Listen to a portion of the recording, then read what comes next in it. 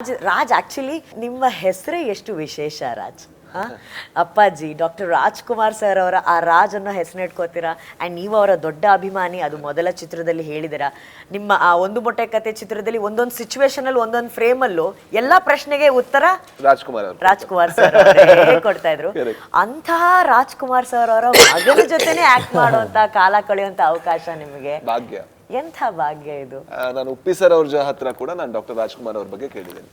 ಹೇಗಿತ್ತು ಮಾತಾಡ್ಬೇಕಾದ್ರೆ ಹೇಗೆ ಕೇಳ್ತಾ ಇರ್ತಾರೆ. ನನಗೆ ನೋಡಿ ಏನ್ ಗೊತ್ತಾ, ಒಬ್ಬ ಮನುಷ್ಯ ಅಷ್ಟು ಯಶಸ್ಸು ನೋಡೋದು ಅದೊಂದು ಇತಿಹಾಸ. ಒಬ್ಬ ಮನುಷ್ಯ ಅಷ್ಟು ಯಶಸ್ಸು ನೋಡಿದ ಮೇಲೆ ಅಷ್ಟು ಸಿಂಪಲ್ ಆಗಿರೋದು ಅದೊಂದು ಇತಿಹಾಸ. ಜೊತೆಗೆ ಆ ಯಶಸ್ಸು ತಲೆಗೇರದೆ ಸಾಮಾನ್ಯನಾಗಿರೋದು ಅದೊಂದು ಯಶ್. ಅಂದ್ರೆ ಇದು ಮೂರು ಒಬ್ಬ ಮನುಷ್ಯ ಮಾಡೋದಿದೆಯಲ್ವಾ, ಅದು ಬಹಳ ಕಷ್ಟದ ಕೆಲಸ. ಅದನ್ನ ಹೆಂಗೆ ಅಂದ್ರೆ ಅವ್ರನ್ನ ಹೇಗೆ ನಾವು ಮನುಷ್ಯರು ಅಂತ ಭಾವಿಸೋದು.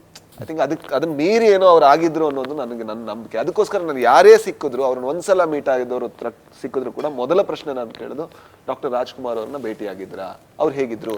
ನಾನು ಸರ್ ಹತ್ರನೂ ಕೇಳಿದ್ರು, ಅಣ್ಣನ ಹತ್ರನೂ ಕೇಳಿದ್ದೀನಿ, ಅವ್ರು ಹೇಗಿದ್ರು, ಹೇಗ್ ಬಿಹೇವ್ ಮಾಡ್ತಿದ್ರು, ಬರ್ತಿದ್ರ ಶೂಟಿಂಗ್ ಹೇಳ್ತಿದ್ದ. ನಾನು ಹೇಳಿದ್ದೀನಿ ನನ್ನ ಮೊದಲ ಪ್ರಶ್ನೆ ಯಾವತ್ತು ಅವ್ರನ್ನ ಮೀಟ್ ಆಗಿದ್ರ ಅಂದ್ರೆ ಅದ್ರ ಬಗ್ಗೆನೆ.